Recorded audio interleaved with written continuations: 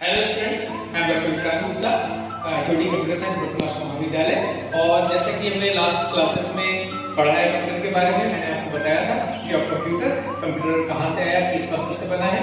और second last जो हमारा क्लास था उसमें हमने देखा जनरेशन ऑफ कंप्यूटर कि कितने पीढ़ियों में हमने कंप्यूटर को बांटा है ना, विद्वानों में बांटा गया है। और फर्स्ट जनरेशन में किसका उपयोग किया गया, सेकंड जनरेशन में किसका इस्तेमाल किया जा रहा था, थर्ड में किसका इस्तेमाल किया जा रहा था। इस प्रकार हमने सारे जनरेशंस के बारे में पढ़ा है। लेकिन अभी भी हमारे सामने ये सवाल होता है कि कंप्यूटर क्या होता है, हाउ टू डिफाइन कंप्यूटर। जब भी हमसे कोई सवाल पूछता है कि कंप्यूटर क्या है, तो वैसी स्थिति में कंप्यूटर क्या है, उस समय आपको जो एक डेफिनेशन बोलनी पड़ती है, परिभाषा बोलनी पड़ती है, वो इस प्रकार से है। आप देख सकते हैं कंप्यूटर, क्योंकि मैंने आपको पहले ही बताया है कि कंप्यूटर का फुल फॉर्म क्या होता है, common operating machine purposely used for technological educational and research. ये तो है फुल फॉर्म। लेकिन जब हम उसको परिभाषित करते हैं तो परिभाषित करने पर हमारे सामने एक परिभाषा आती है, computer is an electronic machine in which we can store, record, manipulate and retrieve our data and information. यहाँ पर आप देख रहे हो कि बहुत सारे जो पॉइंट है यहाँ पर सामने आ रहे हैं। पहला कि कंप्यूटर एक इलेक्ट्रॉनिक मशीन है, एक विद्युत यांत्रिक उपकरण होता है जिसमें हम अपने डेटा या इंफॉर्मेशन, सूचना को क्या कर सकते हैं, संग्रहित कर सकते हैं, रिकॉर्ड कर सकते हैं और मैनिपुलेट कर सकते हैं, संशोधित कर सकते हैं और पुनः प्राप्त कर सकते हैं, रिट्राइव कर सकते हैं। तो कंप्यूटर को हम कैसे डिफाइन करते हैं, computer is an electronic machine in which we can store, record, manipulate and retrieve our data और इंफॉर्मेशन। यदि हम इसी को हिंदी में बात करें तो हम कह सकते हैं कंप्यूटर एक विद्युत यांत्रिक उपकरण होता है जिसमें हम अपने डेटा या सूचना को संग्रहित कर सकते हैं, संशोधित कर सकते हैं और पुनः प्राप्त कर सकते हैं। इसलिए आज कंप्यूटर का महत्व हमारे दैनिक जीवन पे इतना बढ़ चुका है। लेकिन जब हम एक कॉमन शब्द में बोले या दूसरे शब्दों में हम बात करें कंप्यूटर क्या होता है, तो हम कह सकते हैं computer is a combination of hardware and software. Computer hardware और सॉफ्टवेयर का मिला जुला स्वरूप होता है। जहां पर हार्डवेयर क्या होता है, तो हार्डवेयर से तात्पर्य होता है physical component of computer system is called hardware. वहीं सॉफ्टवेयर जो होता है set of program is called software. Program क्या होता है ये मैं आपको आगे और क्लासेस में बताऊंगा, लेकिन अभी क्योंकि हमको जानना है कंप्यूटर के बारे में, और मैंने आपको कंप्यूटर के बारे में बताते वक्त ये भी बताया कि कंप्यूटर फिजिकली कैसा दिखता है। आप देख सकते हैं ये जो टीवी नुमा संरचना दिख रही है, ये क्या कहलाती है, मॉनिटर। मॉनिटर एक आउटपुट डिवाइस होता है। ये आपका टैबलेट की तरह जिसमें कीज होते हैं, बटन होते हैं, ये कहलाता है कीबोर्ड। तो ये पॉइंटिंग डिवाइस होता है, इसको बोलते हैं माउस, और ये है सीपीयू। ये आपके essential parts of the computer system होते हैं जो भौतिक रूप से उसके कंपोनेंट्स भी कहलाते हैं। तो जब हम बात कर रहे हैं इनपुट देने की, तब कीबोर्ड और माउस वहां पर एज ए इनपुट डिवाइस हम वहां पर यूज करते हैं और इनके माध्यम से हम क्या कर रहे हैं, डेटा को कंप्यूटर सिस्टम में प्रविष्ट करा रहे हैं। तो जब भी हम डेटा या सूचना को प्रविष्ट कराते हैं वो कहां चला जाता है, वो हमारे सीपीयू के अंदर चला जाता है। सीपीयू में वहां पर उसकी प्रक्रियान्वयन की प्रक्रिया होती है, प्रोसेसिंग का कार्य किया जाता है सीपीयू के अंदर में। क्योंकि सीपीयू में जो मेजर जो एलिमेंट्स होते हैं, अगर सीपीयू के कंपोनेंट्स की बात करते हैं या एलिमेंट्स की बात करते हैं, तो वहां पर बेसिक एलिमेंट्स के रूप में होता है एएलयू, सीयू और मेमोरी। तो जब भी हम बात करते हैं इसको, हम जब कंपोनेंट्स के बारे में जानेंगे तब और डिटेल पढ़ेंगे।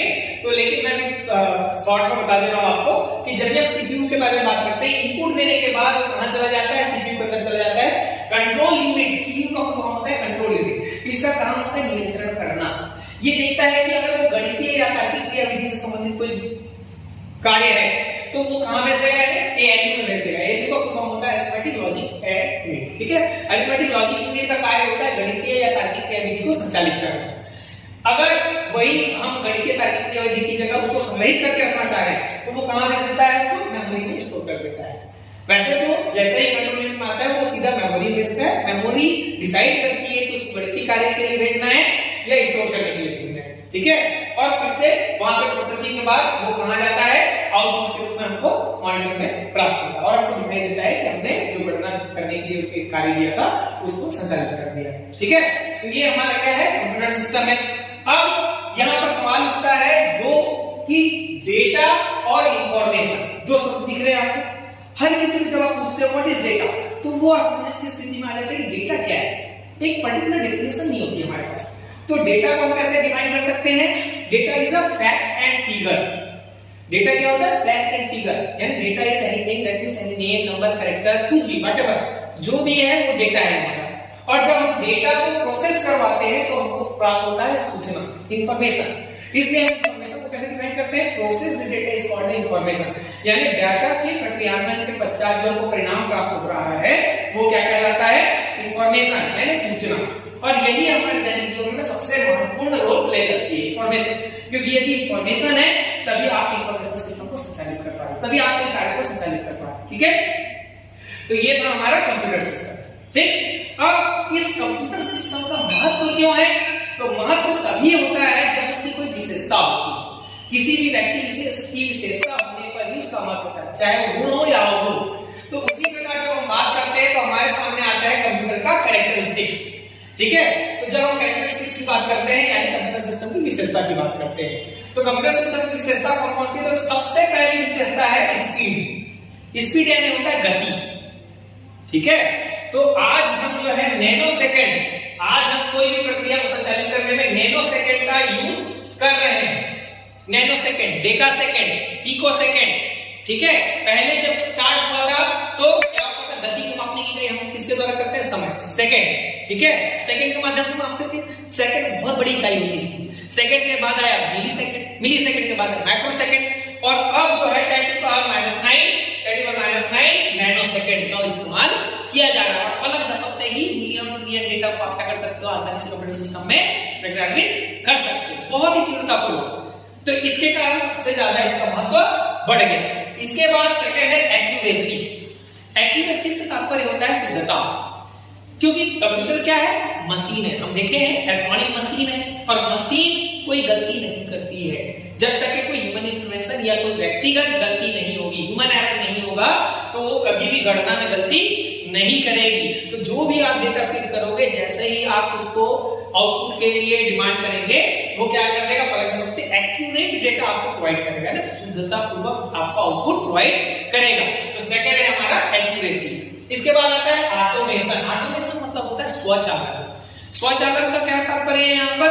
क्योंकि हम कंप्यूटर सिस्टम में कुछ प्रोग्राम फिट कर दिए, ठीक है, उसकी स्टार्ट होने की प्रक्रिया के लिए कीबोर्ड में बटन किस प्रकार से, कीज किस प्रकार से काम करेंगे, माउस में लेफ्ट क्लिक किस प्रकार से कार्य करेगा, राइट क्लिक किस प्रकार से कार्य करेगा, हर कार्य के लिए वहां पर क्या हो रहा है? एक सिस्टम में डेटा फिट है। और जब भी कोई कैलकुलेशन आप उसमें प्रोवाइड करते हो, वो ऑटोमेटिकली इसको क्या कर देता है? प्रक्रियान्वित कर देता है। ठीक है, तो ये क्या होता है? ऑटोमेशन हमको प्रोवाइड कर रहा है। एक बार आप किसी सिस्टम के माध्यम से आप कोई प्रक्रिया संचालित कर दिए हैं, वो ऑटोमेटिकली एग्जीक्यूट हो रहा है। अगर हम कोई सीडी प्लेयर वगैरह की बात करें, या कंप्यूटर सिस्टम में भी अगर हम विनप वगैरह जो एप्लीकेशन होते हैं उनके, या मोबाइल फोन की बात करें, तो हम क्या है? एक सॉन्ग लिस्ट अगर हम वहां पर डाल देते हैं, पुटअप कर देते हैं और उसको रन कर देते हैं, तो क्या होता है? एक के बाद वो गाने अपने आप क्या होते हैं? चलते रहते हैं। ठीक है, उसके बाद होता है आपका स्टोरेज। आज जो कंप्यूटर सिस्टम का जो महत्व है वो सबसे ज्यादा है संग्रहण क्षमता के कारण। ठीक है, स्टार्टिंग में, और मेमोरी को मापने की इकाई क्या होती है? एक्चुअल में बीट होती है। इसके बारे में हम फिर कभी चर्चा करेंगे। तो जब स्टोरेज की बात कर रहे हैं, तो आज हम 1 टीबी मार्केट में जो चल रहा है, 1 टीबी 2 टीबी का हार्ड डिस्क या एसएसडी कार्ड का इस्तेमाल कर रहे हैं। ठीक है, 512 एसएसडी, अभी 1 टीबी के भी एसएसडी आ रहे हैं मार्केट में। ठीक है, तो वहां पर क्या हो रहा है? हम बड़े से बड़े डेटा रिकॉर्ड को अपने सिस्टम पे स्टोर करके रख सकते हैं। 1 सप्ताह, साल भर, 2 साल, 5 साल, जब भी हमको आवश्यकता हो हम उसको क्या कर सकते हैं? देख सकते हैं। जिस प्रकार मैनुअली जब हम कोई डेटा अपने मेमोरी में, हम ज्यादातर चीजों को याद नहीं रख सकते, एट ए टाइम हम उसको रिट्राइव नहीं कर सकते हैं, तो हम क्या कर लेते हैं? उसको रजिस्टर में नोट करके रख लेते हैं। रजिस्टर नोट करने का फायदा क्या हुआ कि अगर कभी हम भूल गए या हमारी मेमोरी से वो हट गया, तो हम उसको फिर से रजिस्टर से लेकर प्राप्त कर सकते हैं। उसी प्रकार कंप्यूटर सिस्टम में भी जब हम कोई चीज स्टोर करके रखते हैं, तो वो क्या करता है? हमको फिर से कभी भी जब हमारी इच्छा होती है या हमको आवश्यकता होती है, हम वहां से निकाल कर उसको देख सकते हैं। ठीक है, तो ये संग्रहण क्षमता है। अभी हम 1 टीबी को ही प्रेफर करते हैं, टेराबाइट, 1 टेराबाइट का हार्ड डिस्क हम इस्तेमाल कर रहे हैं जनरली। इसके बाद है डिलीजेंस। डिलीजेंस मतलब होता है परिश्रम। क्या है? हम व्यक्तिगत क्या होता है? एक व्यक्ति कार्य करने की क्षमता होती है, वो 8 से 10 घंटे अगर वो कार्य करता है तो वो थक जाता है। लेकिन कंप्यूटर क्या है? मशीन है, और वो कभी थकती नहीं है। स्टार्टिंग पोजीशन पर जैसे ही आप कंप्यूटर सिस्टम ऑन करते हैं मॉर्निंग में, जितनी ही गति और क्षमता के साथ वो कार्य करती है, रात तक भी उतनी गति और क्षमता के साथ आपका कार्य करेगी। इसलिए डिलीजेंस। डिलीजेंस के बाद होता है वर्सैटिलिटी। वर्सैटिलिटी मतलब होता है बहुउपयोगिता, है ना, व्यापक उपयोगिता या सार्वभौमिकता भी अपन बोल सकते हैं। तो क्या हो रहा है, अगर एक कार्य आप संचालित कर रहे हैं सिस्टम पे, जैसे आप गाना सुन रहे हैं, गाना सुनने के साथ साथ टाइप कर ले रहे हैं, यानी एक साथ कई कार्य को संचालित करना ही हमारा क्या कहलाता है, वर्सैटिलिटी कहलाती है। तो हमारा आज का कंप्यूटर क्या वर्सटाइल सिस्टम है। तो ये सारे क्या थे, कैरेक्टरिस्टिक्स के गुण, यानी कंप्यूटर के गुणों की बात हम कर रहे हैं। लेकिन जहां गुण होता है वहीं अवगुण भी होता है, हम सभी को पता है। तो इसका एक गुण अवगुण क्या है कंप्यूटर सिस्टम का, पहला है नो आईक्यू, यानी इंटेलिजेंट क्वेश्चन जिसको बोलते हैं, कोई सोच नहीं होना, यानी सोच विहीन होना। आज कंप्यूटर सिस्टम को हम बोलेंगे कि ये कार्य कर दो, तो वो स्वयं से डिसीजन लेकर के कार्य नहीं कर सकता है। दूसरा है फीलिंगलेस, यानी भाव शून्य, कोई भावनाएं नहीं है, मशीन है, कोई भावनाएं नहीं होंगी इसमें, है ना। इसके सामने आप रोएंगे चिल्लाएंगे, लेकिन वो कार्य को संपादित नहीं करेगा। लेकिन वर्तमान में एआई फीचर्स का इस्तेमाल करके और न्यू टेक्नोलॉजी का इस्तेमाल करके ये दोनों अवगुणों को क्या किया जा रहा है, रिमूव किया जा रहा है। आज सिस्टम में सेल्फ डिसीजन मेकिंग का फीचर्स भी आ गया है। रोबोट्स जो बन रहे हैं, हमारे इंटेलिजेंट रोबोट्स जो बन रहे हैं, उनमें आईक्यू डाला जा रहा है, वो सेल्फ डिसीजन मेकिंग कर सक रहे हैं, ठीक है। उसके बाद फीलिंगलेस जो था, इस फीचर्स को भी कम करके आज के कंप्यूटर सिस्टम्स में क्या किया जा रहा है, भावनाएं डाली जा रही है। जो रोबोट्स बन रहे हैं हमारे फिफ्थ जनरेशन के एआई लेस जो हमारे सिस्टम है, रोबोट्स है, उनमें भावनाएं भी डाली जा रही हैं। तो ये सभी जो अवगुण थे उनको आज रिमूव किया जा रहा है, ठीक है। तो हमारे सामने ये सब उसके क्या है, कैरेक्टरिस्टिक्स, जिसके कारण आज हमारे कंप्यूटर सिस्टम का महत्व इतना बढ़ गया, ठीक है। थैंक यू वेरी मच, मिलते हैं नेक्स्ट क्लास में।